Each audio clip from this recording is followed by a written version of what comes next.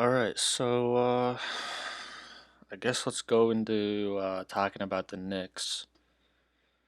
Uh, Finally won a game after a four-game skid. Heading into All-Star break here, coming up, and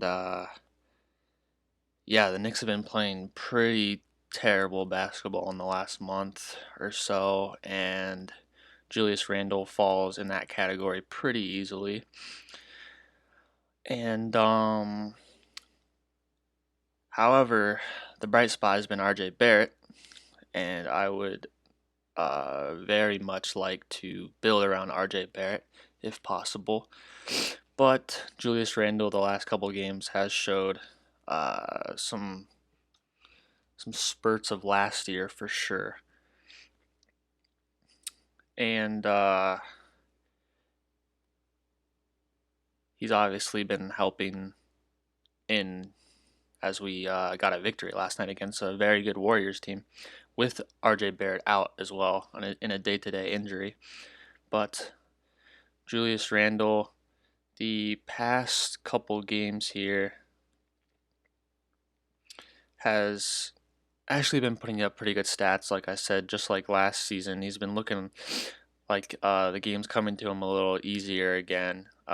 He's obviously been getting a lot of criticism from all the New York fans, including myself, because of his uh, play for one and his attitude for two.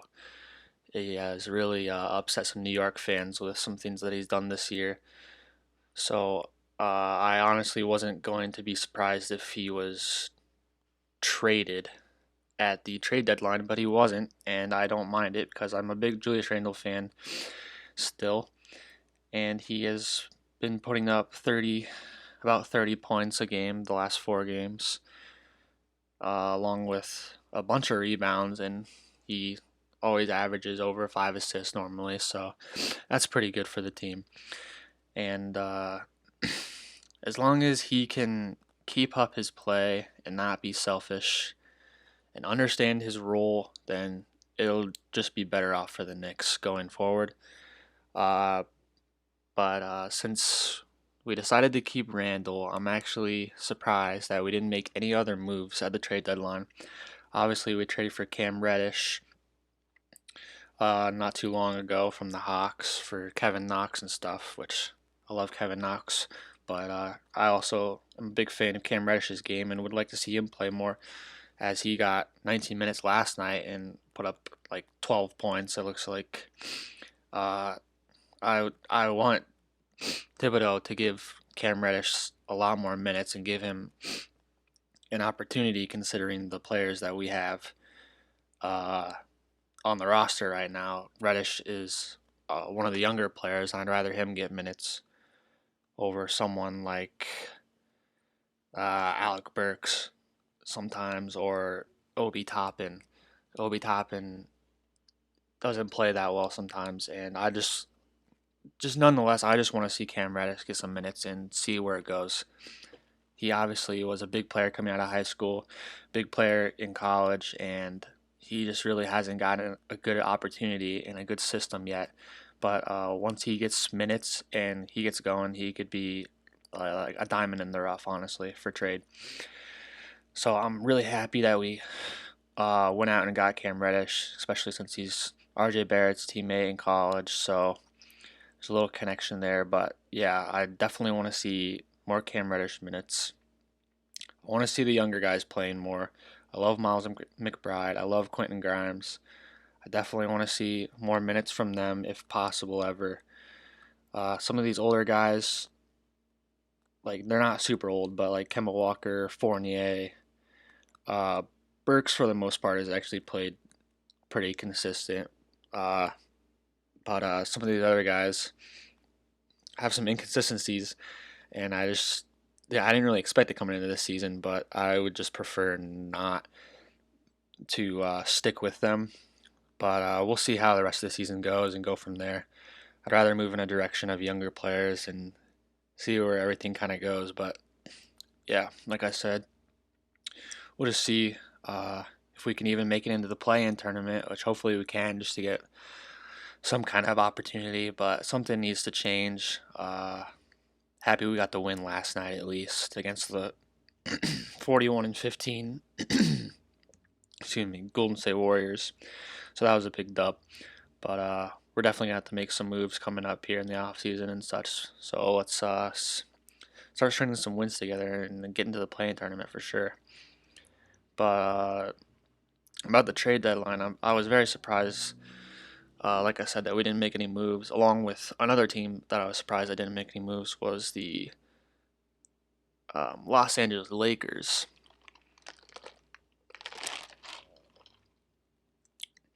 They have been taking some heat lately, along with the Brooklyn Nets, as they were, I believe, the two favorites, obviously heading into this season with their so-called super teams. But the Lakers, yeah, they sit at 9th in the West right now. The Nets sit at 8th in the East. But yeah, the Lakers did not make any moves at the trade deadline, which was very, very surprising, considering all the criticism that Russ has been getting, and just if LeBron made the right decision in like kind of assembling the team, because obviously he has a big say in that for the most part. But yeah, them not making any moves at all, I honestly think that Russell Westbrook could get traded, should have got traded maybe. I don't really. The only issue with Russell Westbrook getting moved is he obviously has a big contract and is kind of rough, and his what's it called? His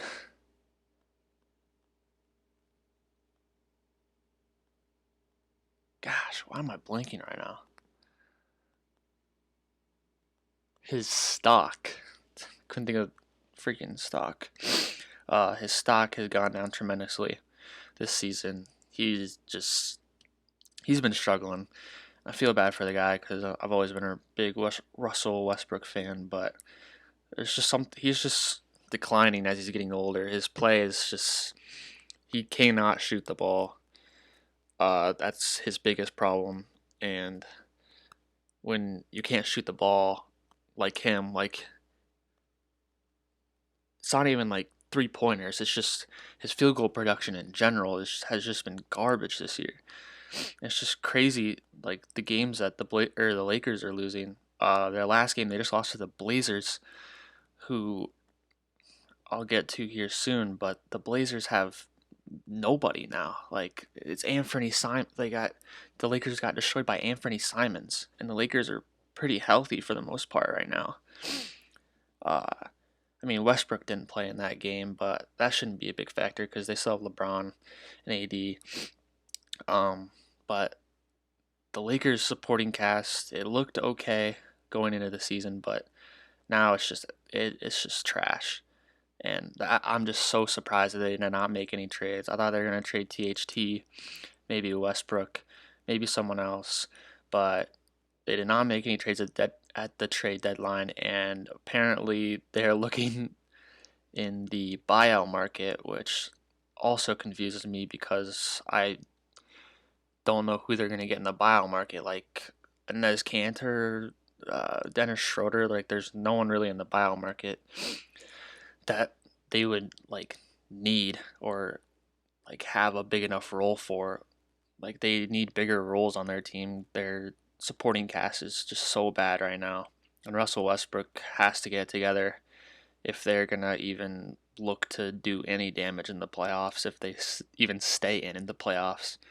Like, they're obviously in the play-in tournament right now, barely at the 9th seed. Like, it's just looking really bad for a LeBron team, but it is LeBron's team. I think they need the All-Star break for sure, because they need to kind of regroup, and it's LeBron's team, so I can see after the All-Star break they start to get things going.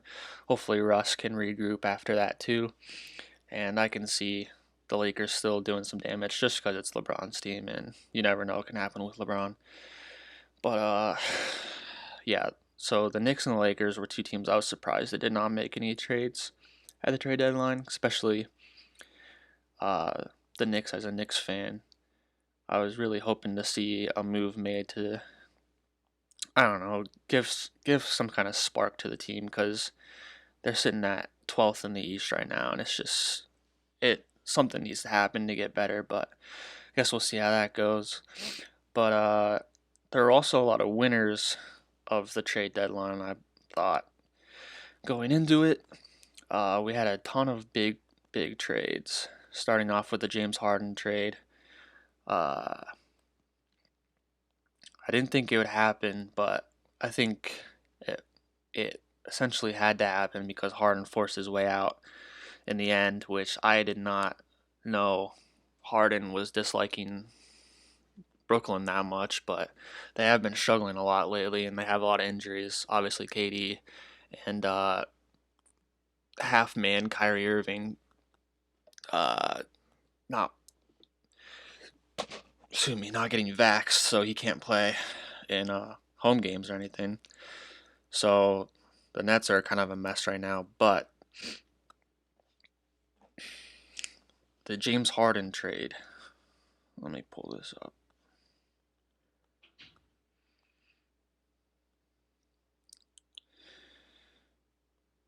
Yeah, when the James Harden trade finally happened, I was just walking home from class and I saw that and I was like, oh, so it actually did happen because I did not believe that it would happen. But I guess Harden wanted out, and obviously Simmons is doing no good on the Sixers roster, so you might as well. I honestly think this is the best possible scenario for the Sixers. They did have to go up 2 first-rounders, I believe, but you're getting James Harden for Ben Simmons. Obviously, you got to trade away Seth Curry, which is a really good shooter. That was good for them for the most part, and Andre Drummond, which is just another big body, big man. But those aren't like two players that are gonna make or break your team, especially when you're getting James Harden. Like the playmaker, James Harden has been while he's been on the Nets. Has been pretty great. Like he's averaging like 10 assists this year. So I can just imagine him like on the pick and roll with Joel Embiid or whatever, just playmaking in general with Joel Embiid. I think his assists are gonna go up even maybe playing that playmaking role on the Sixers, who have much better uh, players and team chemistry than the Nets right now. And I honestly think both teams won because obviously Harden wanted out and Simmons wanted out, so both teams trading them to get rid of it to just get rid of that like problem is good for both teams, and I also think it fits for both teams because I already said why Harden fits. Obviously, Harden's one of the best players in the league. I think he'll fit in just fine with Joel Embiid. I think that'll be a really fun duo on offense to watch. But Ben Simmons hasn't played in like a year. Obviously, he hasn't played all year, so it's been kind of hard to tell what he's up to. But I think him with KD and Kyrie could be a pretty dangerous trio as long as Ben can do what he needs to do. Obviously, he's an elite defender, he's an elite playmaker. He has no offense pretty much, but that can always improve still, like we wanted him to on the Sixers. But he doesn't really need the offense because KD and Kyrie are there. So as long as he can have his playmaking ability and his defense, then I think they're in for something. And them also getting Seth Curry and Andre Drummond, that's like a big dub for the Nets because their role players, like the Lakers, have not been as good as we thought. Uh, the Nets just thought that they could sign every 2012 All-Star in the last 2 years, and it hasn't worked out. Um, I think Andre Drummond is a really nice piece for them because they need a big guy for sure. They can't rely on Paul Millsap, LaMarcus Aldridge, Blake Griffin, the 2012 All-Star team to play their uh, front court. Drummond obviously isn't like a starting caliber player that he used to be, but he's still a very good role player and has had a decent season on the Sixers. And then you get a shooter in Seth Curry. They already have Joe Harris. You got a really good shooter in Seth Curry to pair with Kyrie and Ben Simmons and KD. I think that's a perfect fit. Like just having a shooter for those players to facilitate to, I think that's perfect for them. So honestly, both teams win. I do think the Sixers win the trade just because I didn't think that they would get a player like James Harden from the Ben Simmons trade. There's been so many trade speculations about Ben Simmons in the past year, and I just did not think that a player like James Harden, specifically James Harden, would get traded for Ben Simmons. Like, that's just crazy to think about. However, it happened, and I honestly like the projected new starting lineup for the Sixers. Tyrese Maxey, James Harden, Matisse Thybulle, Tobias Harris. Almost said Andre Drummond for some reason. Joel Embiid as the 5. Either that or you run James Harden at the 1, which he's been playing a lot of on the Nets. That's why he's been facilitating so much. Has 10 assists. You put James Harden at the 1. How would they do this actually? Let me see what their lineups have been like actually. While I look at this. Also, a reason why I think the Sixers won is because I heard a couple days ago before the deadline that the Nets wanted Thybulle in the deal, and the Sixers ended up keeping Thybulle, and I honestly think that was the like most clutch part about the trade. I'm a huge Matisse Thybulle fan, and he is easily going to be one of the best. He's already like one of the best defenders in the league, and it's like what, like his third year or something. I think them being able to keep him was like they had to give up 2 first-round picks, but who cares? You're in win now. Them being able to keep him was just awesome for them. I'm really happy they were able to keep him. That'll be a really nice pairing considering Harden isn't the best defender also. So, yeah, maybe they'll start Danny Green now actually. So maybe they'll go, or maybe run Maxey at the 2. Like I don't even know what they do. Because they had Seth Curry at the 2 before, and Thybulle at the 3. Gosh, I don't know what they do. Unless you start like Korkmaz at the 2. You could do like Harden.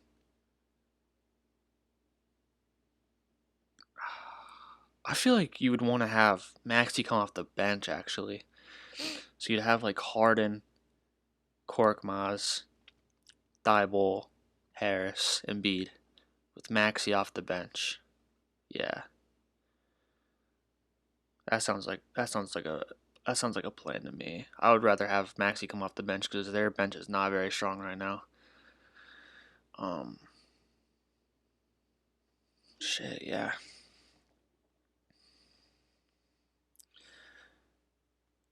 Yeah, I'm really excited to see both those new offenses. I don't even know if when Ben Simmons will start playing, but hopefully he woke up and is ready to play because I want to see him on a different team for sure. He definitely needs a reset. I know he's been kind of a little baby, but he definitely needs a reset for sure. He's a good player, and I love defensive-minded players, strong defensive players. So hopefully he can get it going on the Nets. That'll be a really fun team to watch.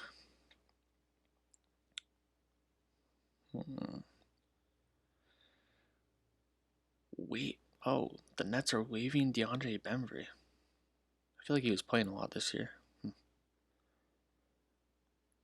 Okay. And the Rockets obviously waived in his Kenner, or Freedom. Sorry, Mr. Freedom.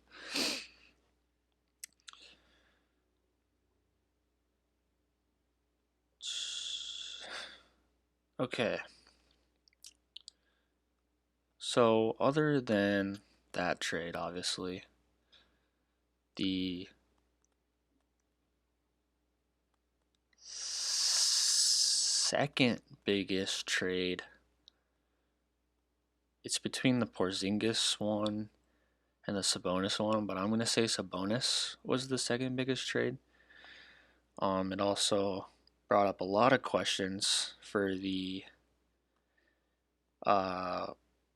worst franchise in the history of basketball, the Sacramento Kings, because they made yet another questionable decision in trading Tyrese Halliburton. The Bucks are acquiring Clippers Serge Ibaka. I did not see that. Okay.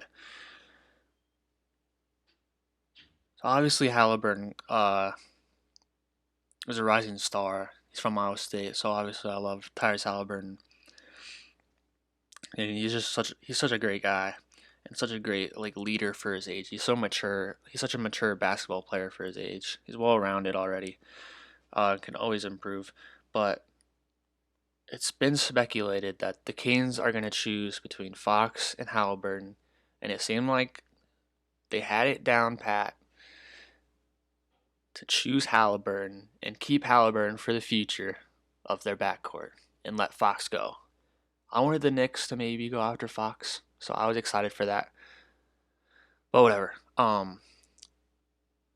And just last week or whatever, Halliburton was saying how he wanted to build the Kings up, and the Kings were saying how they weren't looking to move Halliburton at some point, and out of nowhere, the Kings say screw Halliburton, and they put him in the deal instead of Fox. And the problem I have with this, other than the fact that Halliburton is younger and is like a rising star in my opinion, is that Halliburton is a lot better fit with Sabonis than Fox is. Halliburton can shoot. Fox really can't. That's something that Fox needs to improve on in his game. Halliburton's a way better facilitator. He's a lot more he has a lot more attributes about him than Fox. Obviously, Fox is an amazing get to the basket scorer. He's a really good player. But Halliburton just fits better with Sabonis because he's such a more well-rounded player. Him and Sabonis would be a lot better in the pick and roll than Fox and Sabonis. And Sabonis is a great pick and roll player. He's a great stretch big. The Kings did win their first game with Sabonis, which isn't surprising because I do like Sabonis on the Kings. It's kind of weird, but obviously the Pacers were looking to trade like everybody, and they did win the first game, but I just don't know how this will really go down for the Kings in the long run.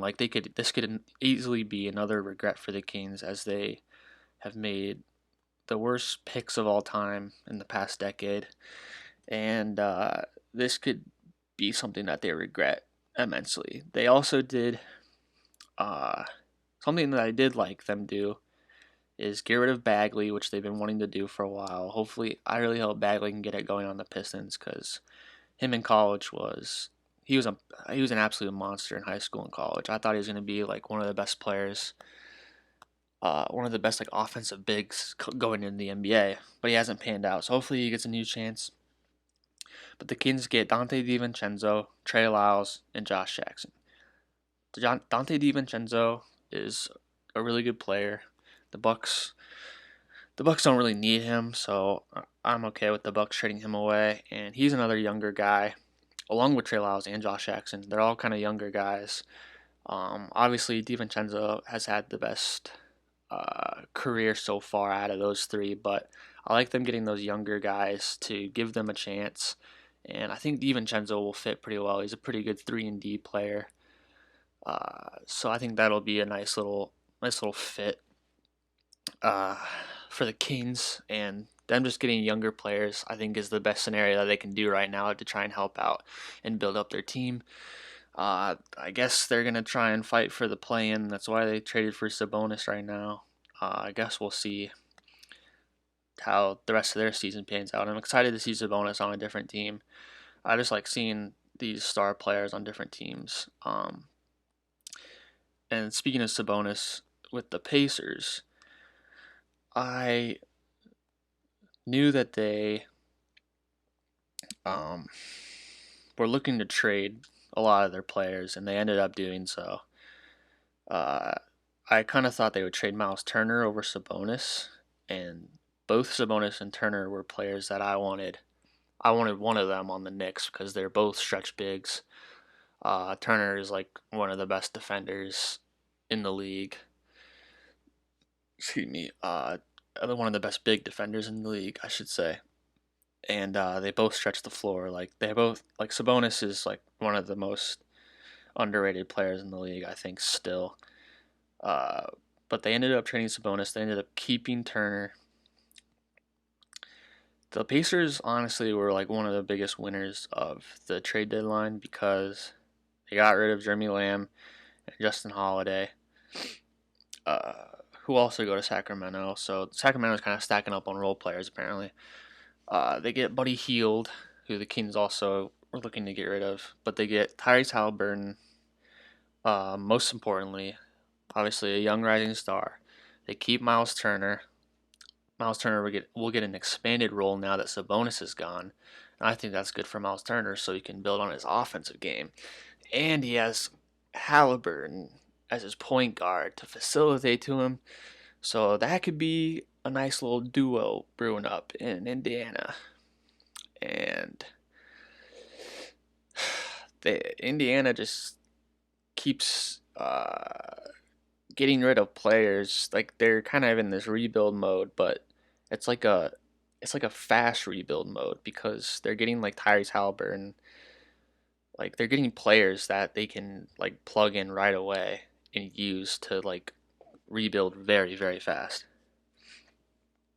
And obviously they've been getting picks and other stuff from trades, but and they still have Malcolm Brogdon too. Like they still have other key players on their team. It's just essential for them to like they've just been stuck in one place the past few years. It's just been like frustrating to watch because they have like so many good players, but they just weren't doing anything with them. So it's honestly better to just kind of do a little quick reset. And I think it's honestly awesome that they started with Tyrese Halliburton and keeping Miles Turner. So I think that'll be a cool duo to watch coming up. What else happened here?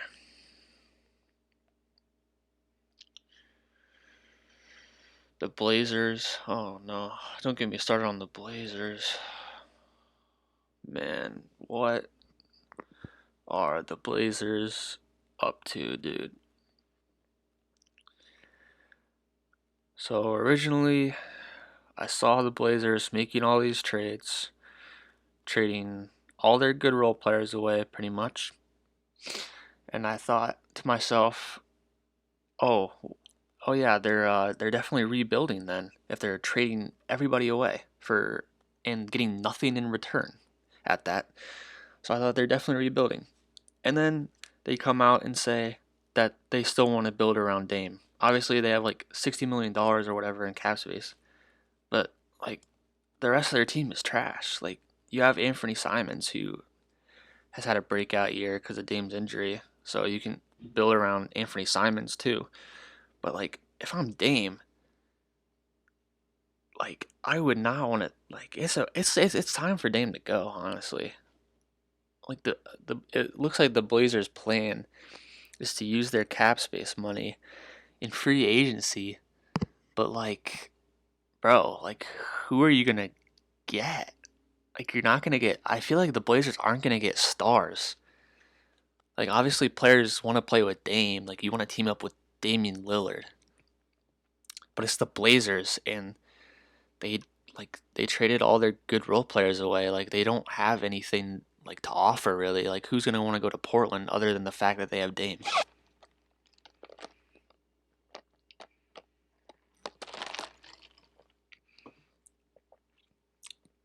That's my only like thought process. I'm just so confused at what the Blazers are doing. Um, they they got absolutely finessed by the Clippers. They sent what? They sent Rocco. They sent Rocco and Norman Powell, which are two very good role players that and now the Clippers are stacking up on role players too. But they sent Rocco and Norman Powell, and they got like Keon Johnson back. Let me look at the let me find the details of this trade. Oh yeah, Portland's been putting in work. Where is this? Here it is. Oh yeah. So it was Eric Bledsoe, Justice Winslow, Keon Johnson, and a future second round pick for Norman Powell in Rocco. Seriously? You don't need Eric Bledsoe. You don't need point guards. You have Anthony Simons. You have Dame. Eric Bledsoe is also old. He's regressing. Keon Johnson's not a bad player to get in return because he's what, like a rookie? I think. I'm pretty sure he's a rookie. Rookie or second year. He obviously wasn't playing on the Clippers, so you could kind of experiment with him. Justice Winslow hasn't panned out anywhere he's went. I mean, he's still a younger-ish player. You can kind of take a chance on him too, but like you essentially got nothing in return. Like the second round pick, oh, that's in like 4 years, so that doesn't affect you right now. I think the Blazers should go into rebuild mode, but unless Dame leaves, it doesn't look like they want to. I don't understand why. And obviously, the big trade of the Blazers was CJ McCollum, which I thought CJ has been. I thought he was gonna get traded a while ago, but they just now decided to do it. And this trade wasn't terrible, but I only say that because they got rid of Larry Nance and Tony Snell. Tony Snell, greatest shooter of all time, obviously, so that's gonna suck. But Larry Nance is a good role player. CJ obviously is the player he is. The only positive about this is they get Nickeil Alexander Walker. Yeah, that's typed wrong. Woj. Nickeil Alexander Walker and Josh Hart. Two younger.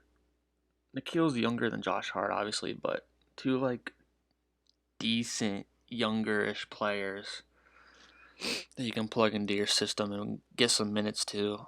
But it's just like not. Oh, I just like don't know. Like it's not appealing. Like I just don't understand what this does for your team. Like they're just trying to get players that are like decent but like aren't going to do anything for your team right now or even in the future at that. Like you get Tomas Satoransky, another point guard. They're building a point guard factory when they don't need point guards. I don't even understand. Like, I don't understand what they're doing. I do, however, like CJ McCollum on the Pelicans if Zion ever comes back and if they like keep the team that they have right now. Like I like Devontae Graham, CJ, Brandon Ingram, Zion, Valanciunas. That's a pretty dirty lineup. If Zion ever comes back, which hopefully he does, because I want to see now that CJ's on the Pelicans, I want to see a nice full squad for the Pelicans to see how they can fare in the West. Obviously, they suck this year, but now that they have CJ, another great scorer, I think they could be a fun team. But they just have to. We got to stay healthy, and they have to gel well together once Zion comes back and fitting CJ in.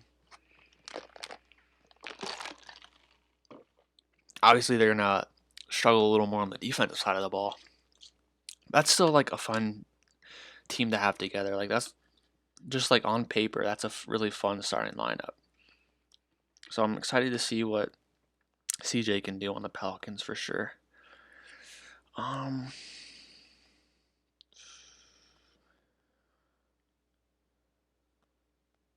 and they kept Jackson Hayes. I think that's a steal. Also, I'm surprised that the Blazers didn't try and get like Jackson Hayes or something in the trade. Like they just got Nikhil, Josh Hart, Tomas Satoransky. Like, okay, good players, but just not what you really need. Um, let's see. What are some okay? Like the last big, big-ish trade that came out of left field, in my opinion, was the Porzingis trade. Obviously, it's been speculated that Porzingis is going to get traded for a while now, like the past like couple of years, but I didn't really hear anything about it around this trade deadline. Um, I thought they were gonna try and work with Porzingis, but they said no and traded him for Spencer Dinwiddie and Davis Bertans, which honestly is a W for both teams. Spencer Dinwiddie was a really weird fit in Washington. I think him on the Mavs could be nice. I mean, they have a lot of guards and wings that can score, or I mean, not like necessarily score, but like they have a lot at that position. Like they're pretty deep. Because they got Luka, they got Jalen Brunson, they got Tim Hardaway, they got Dorian Finney-Smith, they got excuse me, Spencer Dinwiddie now. Like I think that's a really nice piece for them. Another big scoring option. He can facilitate a little bit. You know, it's a nice fresh start for Dinwiddie, and they also add uh, a shooter in Davis Bertans. A little stretch four action with Davis Bertans. And obviously, that's sure. Let Luka facilitate to him. Like that works perfectly fine. They get a fresh start. The Wizards get those two players that they didn't really fit or need on their team, and they get Porzingis. They can try out Porzingis now. And Beal's out for the year with wrist surgery or whatever now, so Porzingis can get an expanded role. They just got rid of Harrell also, so Porzingis will be the main guy there right now. So sure, try him out. New start for both teams, honestly. So more power to him. Other than those, wasn't a lot of deals going on. Obviously, Dennis Schroeder got sent to the Rockets for Derek White. I think Derek White on the Celtics could be pretty nice for them. A little guard play, with a little defensive action. And obviously Dennis Schroeder he's on the Rockets. He's gonna get bought out probably. They already bought out Inez Freedom, and Dennis Schroeder's probably gonna get bought out. The interesting thing is I want to know who Dennis Schroeder will go to because Dennis Schroeder is still a really good player. Um, I really want to know what team. I heard there was some speculations like I heard like the Bulls and like what was it like the Clippers or something. Like I definitely know for sure the Bulls were in it. The market for Dennis Schroeder, but I couldn't remember who else was. Let me see here.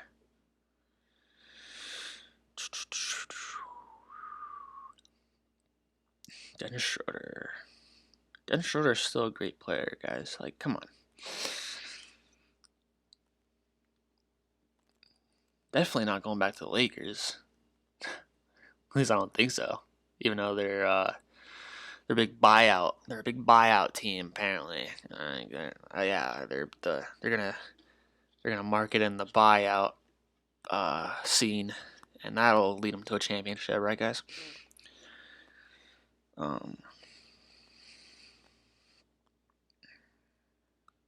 Where did I see? Okay, whatever, doesn't matter. But obviously, Dennis Schroeder will go somewhere, probably like a contending team, to help out at guard play. So, yeah.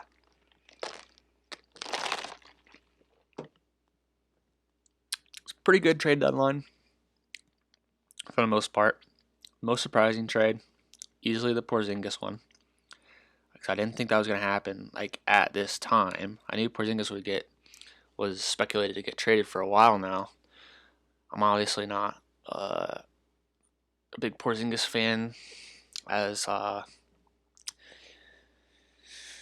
his New York Knicks days, but he's still a good player. Like I could see him thriving on the Wizards, like a team like the Wizards. I think that's honestly like perfect for him. Like he just gets a new fresh start on a team that's like not too great. So I guess we'll see what happens there. But yeah, it was a good trade deadline. Obviously, the headliner James Harden and Ben Simmons finally get the deal done. That was a cool trade. I'm just excited. I love trade deadline is like the best time of the year. Like I love seeing players on new teams, especially when a lot of these players like want to be in new scenarios. Like just giving players more chances, you know. Like I'm so excited to see James Harden on the Sixers, and I'm so excited to see Ben Simmons on the Nets. Like I'm just excited for these players on new teams. And other than the trade deadline, we obviously are heading into All-Star break here soon. So all the All-Star teams and stuff were announced. The teams were just drafted, I believe, last night. Yeah, last night they were drafted. They were announced like last week. And there's a couple questionable things in my opinion. Obviously, every year you have All-Star snubs. This year, I had some strong opinions about the All-Star snubs. And let me pull up the All-Star list here. Don't mind me. Don't mind me. All right. So, nope. Disregard that. Here it is. Okay. Nope. Disregard that too. I want one that just has East and West on it. Not the drafted one. Bear with me. Bear with me. Maybe. Someday. Someday. Any day. Just scrolling through NBA Instagram. Probably should have just looked it up on Safari. Nope. That's the rookie sophomore game. Oh, I did not see the players on this either, actually. Cool. That should be a good game. A lot of good players. A lot of good young players right now. It's awesome. Goodness gracious. Am I stupid? Well, there's the starters.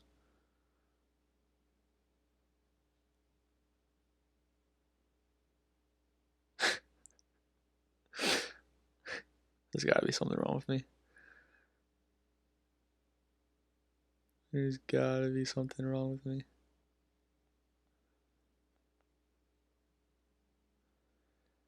There is definitely something wrong with me.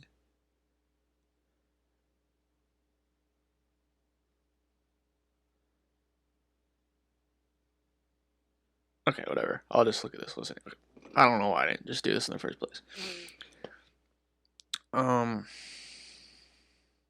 Oh yeah. First and foremost, when you look at the starters, one of these things is not like the other.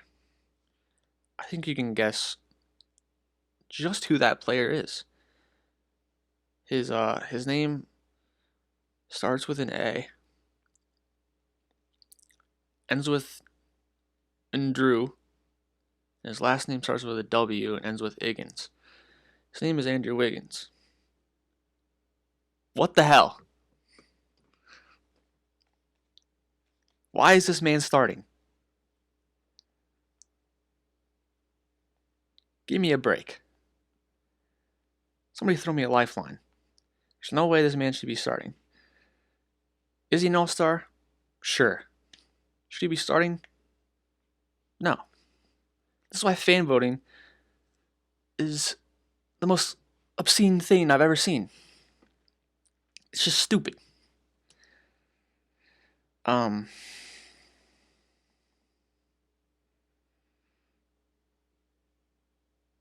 Other than that, the starters are spot on. I'm very glad DeMar is starting. I'm also very glad John Morant is starting. John Morant and Joel Embiid are the MVP of the league right now. Very happy for John Morant. Very happy for DeMar DeRozan. What a breakout year for him. Even though he's obviously like an amazing player, but I didn't expect him to be this good, especially on a new team. Trae Young starting. I slightly disagree with. Honestly, I might have even had Zach LaVine starting over Trae Young. 2 Bulls players starting? There's 2 Warriors players starting. Come on. But I'm not mad at Trae Young starting. It's way far better than Andrew Wiggins starting. Going into the reserves though, why? Like they have to be paying the Warriors or something. Draymond Green, he's averaging like 8, 8, and 7. What is this, like the 80s? You're not an all-star. Obviously, Draymond Green is a great player, and he's like the glue for the Warriors. But there's no way you're an all-star. The biggest snub on the West, I'll start with the West. DeJounte Murray, easily. Obviously, they announced that he's replacing Draymond now because Draymond's injured. But this is before the fact that they announced the teams. The fact that DeJounte Murray was not on the West reserves just absolutely blew my mind. Like, why in the world would DeJounte Murray not be on there and Draymond Green is? I'm glad he's replacing him, but that should have been how it was in the first place. And then on the East, everyone's whining about LaMelo Ball being a snub. But I'd have two players over LaMelo Ball in the snub category. Number 1, Jaylen Brown. Number 2, Spicy P, Pascal Siakam. Then, third, I would have LaMelo. And also, already announced, LaMelo replacing Durant. Don't know how. Don't know why. Don't know how a guard can replace a forward, but sure. Spicy P, I'm so sorry, Pascal Siakam. Don't know why you're not replacing Kevin Durant in the All-Star game. It's kind of rigged. Whatever. It happens every year. It's just All-Star teams. Pascal Siakam's been having an insane stretch the last month. Other than that, I'm fine with LaMelo Ball. He's obviously having a great year, especially for his age. Another player I'm really happy for is Darius Garland and Fred VanVleet, two guards that have been having breakout years, that are finally getting noticed, and yeah, like this is the type of stuff I like to see in the All-Star game. Is when players like that get their shot. That was like Julius Randle last year. Just like players that you wouldn't normally think that would be All-Stars end up being All-Stars. And Darius Garland, like being an All-Star from the Cavs. I think it said he was the first one since, I think it was LeBron, honestly, which is forever ago. Well, not forever ago now, but since LeBron. So the Cavs never have All-Stars. And they're like the third seed right now in the East. It's insane, and they just got better with Karis LeVert. Like I'm about to become a Cavs fan, honestly. They have so many likable players. They're so young, so many likable players. I'm so excited for the Cavs, honestly. Yeah, the third seed, tied for second with the Bucks and the Bulls. This is insane. Who would have thought coming into this year that the Cavs would be the 3 seed?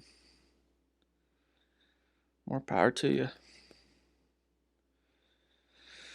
But yeah, man. Other than that, All-Star selections on point. A lot of usual suspects.